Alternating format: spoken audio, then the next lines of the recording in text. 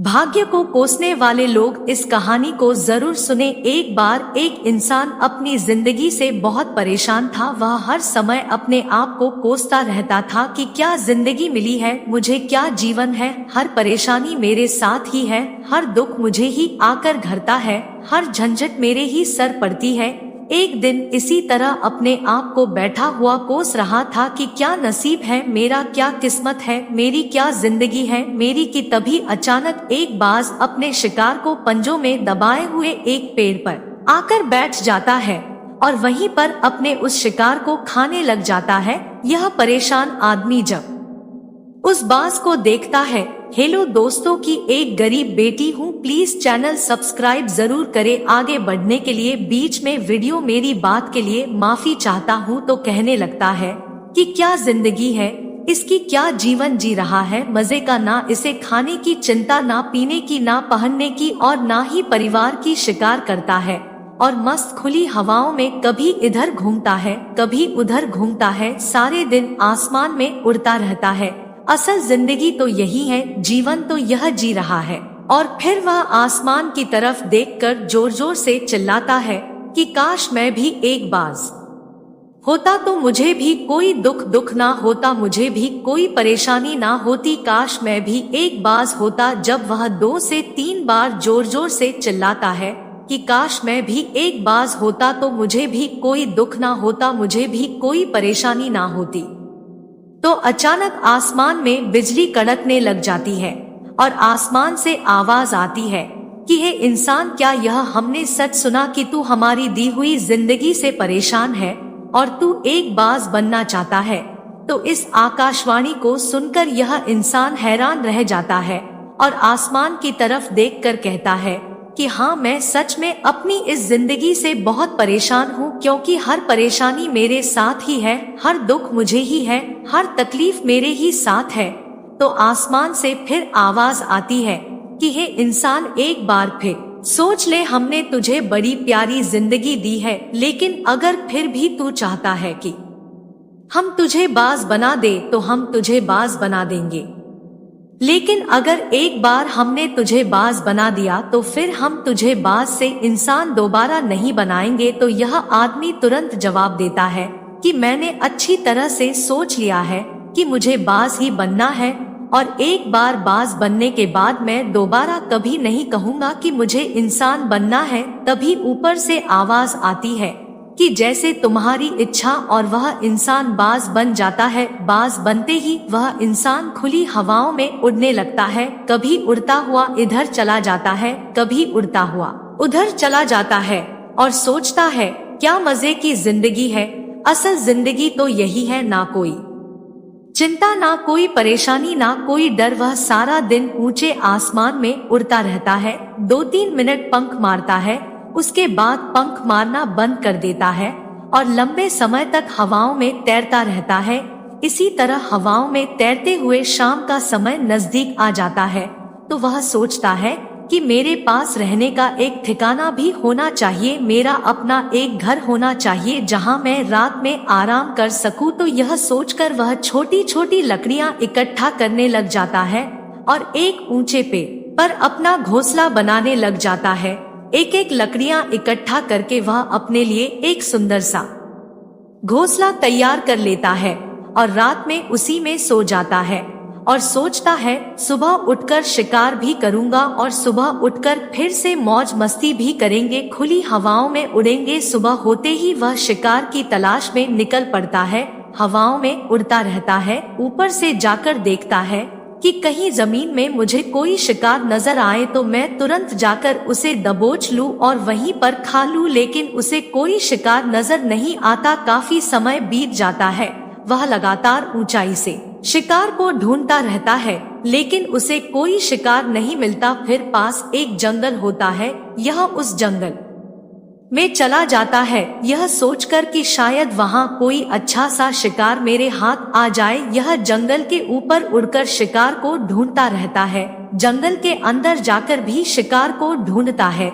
लेकिन इसे वहाँ भी कोई शिकार नहीं मिलता। शाम का समय नजदीक आ जाता है तो मायूस होकर वापस अपने घोंसले की तरफ लौट रहा होता है कि रास्ते पर थककर एक पेड़ के ऊपर बैठ जाता है। जब यह उस पेड़ के ऊपर बैठा होता है तो उसकी नजर एक बीमार चिड़िया पर पड़ती है जो कि ला अवस्था में होती है। यह तुरंत जाकर उसे दबोच लेता है, उसके पंख निकालकर अलग कर देता है और उसे खा जाता है। उस चिड़िया को खाने के बाद वह अपने घोंसले की तरफ उड़ जाता है और रास्ते में सोचता है कि चलो बीमार चिड़िया ही सही, लेकिन कुछ तो खाने को मिला। वह अपने घोंसले पर पहुंचकर आराम करने लगता है और सोचता है सुबह एक अच्छा सा शिकार पकड़ूं और अपनी भूख मिटा लूंगा। जैसे ही सुबह का प्रकाश होता है यह निकल पड़ता है अपने शिकार की तलाश में। हवा में उड़ता रहता है, लेकिन आज फिर कोई शिकार इसके हाथ नहीं आता। काफी समय बीत जाता है। यह ऊंचाइयों पर जाकर अपनी तेज नजरों से शिकार को ढूंढने की पूरी कोशिश करता है, लेकिन इसे कोई भी शिकार नजर नहीं आता। फिर यह पास के उस जंगल की तरफ चला जाता है, लेकिन इसे वहां भी कोई शिकार नहीं मिलता। इसी प्रकार पूरे दिन उड़ते उड़ते शाम का समय नजदीक आ जाता है तो यह निराश होकर वापस लौटने लगता है और रास्ते में एक पेड़ पर आकर बैठ जाता है। सोचता है शायद आज फिर कोई बीमार चिड़िया मेरा इंतजार कर रही हो, लेकिन हर बार किस्मत मेहरबान थोड़ी होती है। आज इसे कोई बीमार चिड़िया नहीं मिलती। यह थक हार कर वापस अपने घोंसले की तरफ चल पड़ता है और घोंसले पर पहुंचकर भूखा प्यासा ही सो जाता है और सोचता है कल सुबह एक बड़ा सा शिकार पकड़ा और आज की भूख भी मिटा लूंगा। रात को अपने घोंसले में सोया होता है, गहरी नींद में होता है कि तभी एक भयानक तूफान आता है। इस तूफान की हवा इतनी तेज होती है कि इसके घोंसले को उड़ाकर एक जगह फेंक है और वे कहीं दूर दूसरी जगह फेंकते हैं। तो यह जहां पर गिरता है वहां नीचे एक नोकदरा लकड़ी पड़ी होती है जो इसके पंजे में गड़ जाती है और इसे बुरी तरह घायल कर देती है। तूफान के रुकने के बाद बारिश शुरू हो जाती है। तेज बारिश होती रहती है, पर यह किसी तरह से पेड़ों के नीचे छुपकर बैठा रहता है। बड़ी मुश्किल से इसकी रात कटती है। जब सुबह होती है तो बारिश रुक जाती है। बारिश के रुकते ही चारों तरफ खुशियां छा जाती हैं। चारों तरफ हरियाली छा जाती है। नदियां और झरने तेजी से बहने लगते हैं। सब कुछ फिर पहले के जैसा हो जाता है, लेकिन यह बाज अब पहले के जैसा नहीं रहा। इसका पाँव बुरी तरह घायल हो चुका है। इसके पंजे में जो लकड़ी लगी थी उसकी वजह से इसका पंजा बुरी तरह छत हो गया है। और मैं आपको बता दूं कि बाज का जो पंजा होता है वह उसके शिकार को पकड़ने के लिए सबसे जरूरी होता है, क्योंकि बाज अपने पंजों से ही अपने शिकार को पकड़ता है, दबोच होता है और फिर अपनी चोंच के माध्यम से नोच कर खाता है। लेकिन अब इस बाज का पंजा बुरी तरह से घायल हो चुका था और वह पिछले 2 दिनों से भूखा भी था। यह शिकार की खोज में थोड़ा सा उड़ता है कि शायद फिर कहीं कोई बीमार चिड़िया इसे मिल जाए, लेकिन कहाँ बार बार कोई बीमार चिड़िया मिलने वाली थी। वह कुछ देर तक उड़ता है, लेकिन फिर भूख और दर्द के मारे थककर एक पेड़ पर आकर बैठ जाता है। वह पेड़ पर आकर बैठ तो जाता है, लेकिन उसे पता नहीं था कि यहाँ एक और मुसीबत उसका इंतजार कर रही है। और वह मुसीबत यह थी कि 8-10 कौओं का एक झुंड मिलकर इसे परेशान करने लग जाते हैं।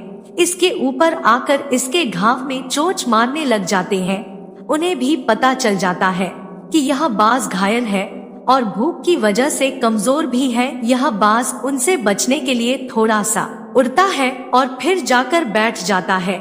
उनसे पीछा छुड़ाने का प्रयास करता है, लेकिन वह फिर इसके पीछे आ जाते हैं। तो यह फिर उड़कर थोड़ी दूर चला जाता है, लेकिन वह इसका पीछा नहीं छोड़ते और बार बार इसके पास आकर इसे परेशान करते हैं। कौवे अक्सर बाज के साथ ऐसा करते हैं, लेकिन फिर बाज भी उनके साथ एक खेल खेलता है। जब कौओं का झुंड बाज को परेशान करता है और उनका पीछा नहीं छोड़ता तो बाज हवा में सीधी उड़ान भरने लग जाता है।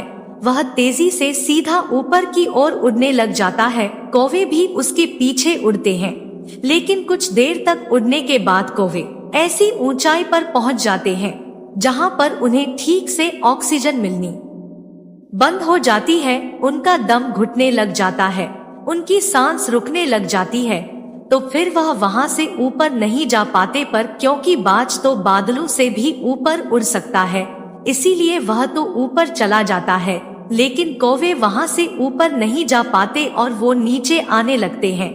तो इस तरीके से बाज उनसे अपना पीछा छुड़ा लेता है, लेकिन ऐसा करने के लिए, इतनी ऊंची उड़ान भरने के लिए इस बाज के पास उतनी ताकत नहीं थी, क्योंकि यह भूखा भी था और घायल भी था। तो यह उड़ता और थोड़ी सी दूर जाकर बैठ जाता और कौवे फिर आकर इसे परेशान करने लग जाते। इसी तरह भूख और घायल हालत में एक दिन गुजर जाता है, दूसरा दिन गुजर जाता है, तीसरा दिन गुजर जाता है, लेकिन इस बाज की हालत में कोई सुधार नहीं हो रहा था, वह बद से बदतर होती जा रही थी। चौथे दिन जब यह बिल्कुल खत्म होने पर आ जाता है, इसके अंदर बिल्कुल ताकत नहीं बचती और इसका शरीर इसका साथ छोड़ने लगता है, तो यह किसी तरीके से उड़कर पास ही इंसानों की एक हॉस्पिटल होती है, उसकी छत पर आकर बैठ जाता है और वहां से आने जाने वाले मरीजों को देखता है और अपने आप से कहता है कि काश आज मैं एक इंसान होता तो ऐसे छोटे मोटे जख्मों का हॉस्पिटल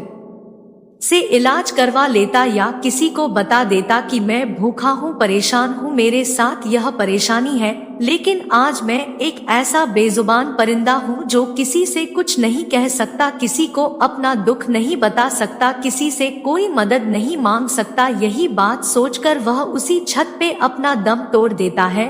वह अपनी जान की कुर्बानी तो दे जाता है, लेकिन साथ ही साथ हमें यह सीख भी दे जाता है कि आपको जैसा बनाया गया है, आप जैसे भी हो उसी में खुश रहो और उसी में बेहतर करने की कोशिश करते रहो, ना कि इस बात से परेशान रहो कि काश में ऐसा होता, काश में वैसा होता, काश मैं यह बन जाऊं। आपको जैसा भी बनाया गया है, आप उसी में अपना सर्वश्रेष्ठ करने का प्रयास करते रहो। दोस्तों, यह कहानी तो काल्पनिक है, लेकिन हमें जीवन का एक बहुत ही महत्वपूर्ण नियम सिखा कर जाती है कि हम जैसे भी हैं, अच्छे हैं, बस हमें उसी में अपना सर्वश्रेष्ठ करने का प्रयास करते रहना चाहिए। धन्यवाद। हम